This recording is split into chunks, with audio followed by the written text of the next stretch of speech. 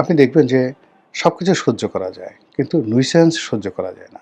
বাংলাদেশের একটা বিখ্যাত কথা আছে যে, "বাঘের হুঙ্কার সহ্য হয়, কিন্তু বানরের ভেংচি শুরু হয়, সহ্য করা যায় না।"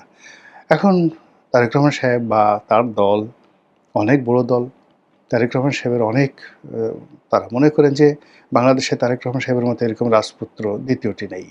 তার মা প্রধানমন্ত্রী, তার মা ফার্স্ট লেডি, তার বাবা প্রেসিডেন্ট, সেনাপ্রধান, মুক্তিযোদ্ধা তো ইত্যাদি কত, তার শ্বশুর নৌবাহিনী প্রধান, মন্ত্রী, তার স্ত্রী ডাক্তার, পিএইচডি হোল্ডার।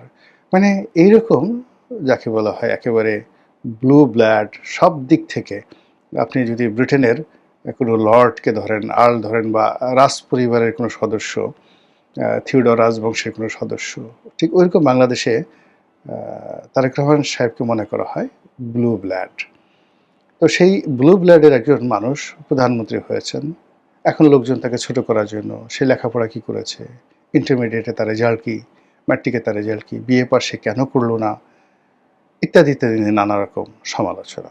সে এতদিনে আমেরিকাতে বা লন্ডনে থাকলো, সেখানে থেকে কি একটা বারেট ল করতে পারতো না, একটু পড়াশোনা করতে পারতো না, অক্সফোর্ড থেকে কি একটা ডিগ্রি নিতে পারতো না, এই সকল কথাবার্তা বলে প্রতিটা মুহূর্তে পাজেল্ড করে ফেলছে। সে যাদেরকে নিয়োগ দিচ্ছে উপদেষ্টা রূপে, এর চুল নাই কেন, ওর গাল বাঁকা কেন, ও ঘাড় বাঁকা করে কথা বলে কেন, ও কি বাংলাদেশ সম্পর্কে জানে, ইত্যাদি নানা রকম কথাবার্তা বলে প্রতিটা মুহূর্তে সরকারের যে মানসিক শক্তি, সেই শক্তিটাকে তছনছ করে দিচ্ছে। এবং সেই তছনছের ফলে কি হলো, সাধারণ মানুষ আমাদের দেশে বিভ্রান্ত হচ্ছে।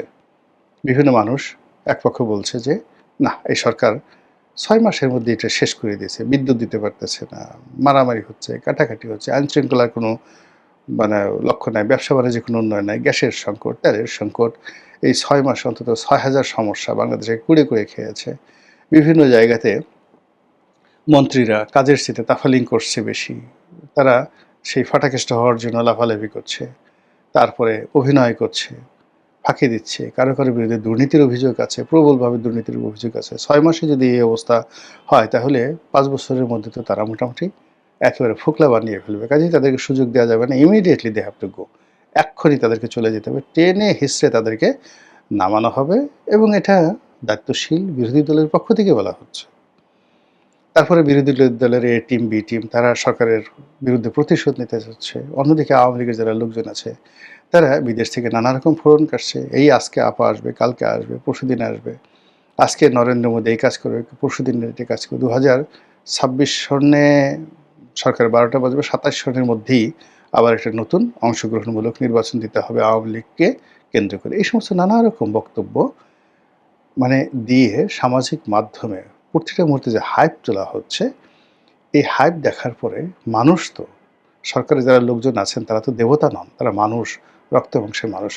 ফলে তাদের যে কি কষ্ট হচ্ছে, এটা একমাত্র তারা, ভুক্তভোগী যারা আছেন তারাই বলতে পারবেন। মহান আল্লাহ রাব্বুল আলামিন আমাদের সবাইকে হেদায়েত দান করুন এবং হেফাজত করুন। আসসালামু আলাইকুম ওয়া রাহমাতুল্লাহি ওয়া বারাকাতুহু।